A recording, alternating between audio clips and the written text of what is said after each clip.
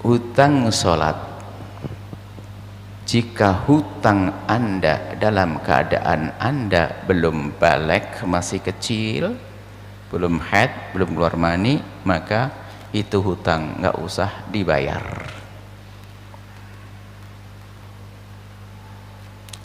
Baik, tapi hutang yang harus dibayar adalah hutang di saat setelah Anda balik, bukan di saat Anda haid, bukan di saat Anda nifas, dan bukan di saat bukan di saat seseorang gila. Saya tidak bisa ngomong Anda gila, nggak tega dong.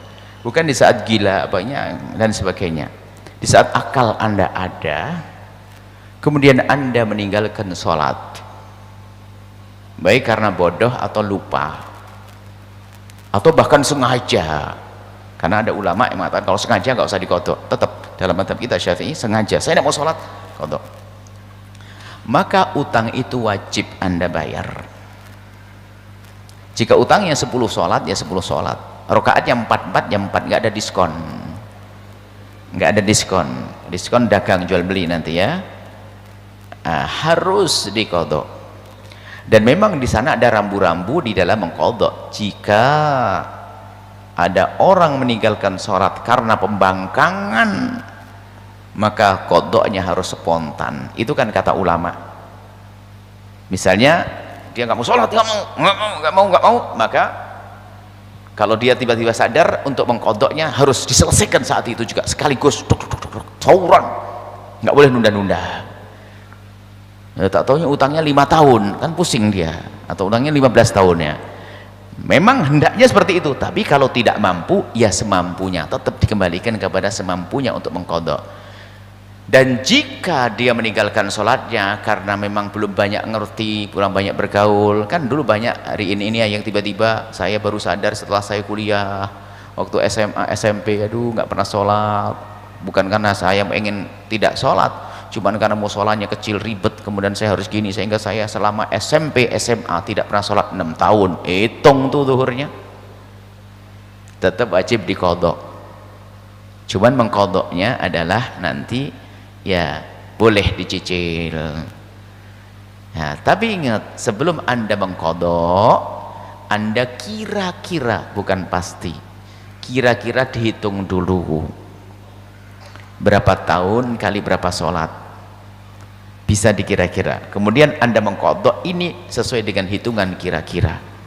Sebab kalau belum Anda perkirakan, nanti Anda tetap bingung sudah berapa, penuh enggak. Anda tetap dalam keadaan bisa was-was sepanjang hidup Anda. Sudah penuh belum ya? Bingung saya. Sudah cukup belum ya? Terus karena nggak pernah dihitung dulu. Itu utangnya berapa, bayarnya berapa, kan nggak beres. Sama orang pun nggak jelas. Kamu punya utang lo ya? Ya, Anda bayari. Utangnya belum dijelaskan berapa dulu utangnya. Sudah lunas belum? Belum. Lunas belum? Berapa sih utangnya? Nggak tahu. Ya kan repot. Jadi dikira-kira dulu, biarpun tidak persis.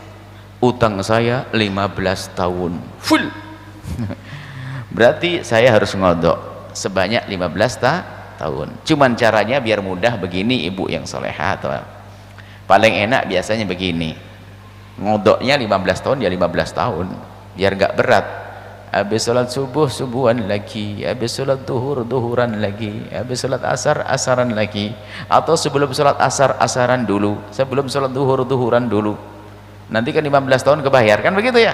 Enak, sekurang lebihnya seperti itu. Jadi tetap harus dikodok sama ya, harus dikodok, nggak ada diskon ya. Buat diskonnya ada nanti kapan? Kalau sudah didiskon umurnya, belum beres sudah mati, panjang umur insyaallah. Kalau sudah mati kan dalam mazhab yang dikukuhkan, sholat kan tidak perlu dikodok, tidak perlu dibayarkan fidyah. Pendapat yang pertama. Pendapat yang kedua adalah dibayarkan fidyah. Pendapat yang ketiga yang dikodoi. Ya, diskonnya karena mati, insyaallah terselesaikan. Bayar utang Anda, utang sholat, insyaallah diampuni. Itu namanya bentuk tobat juga.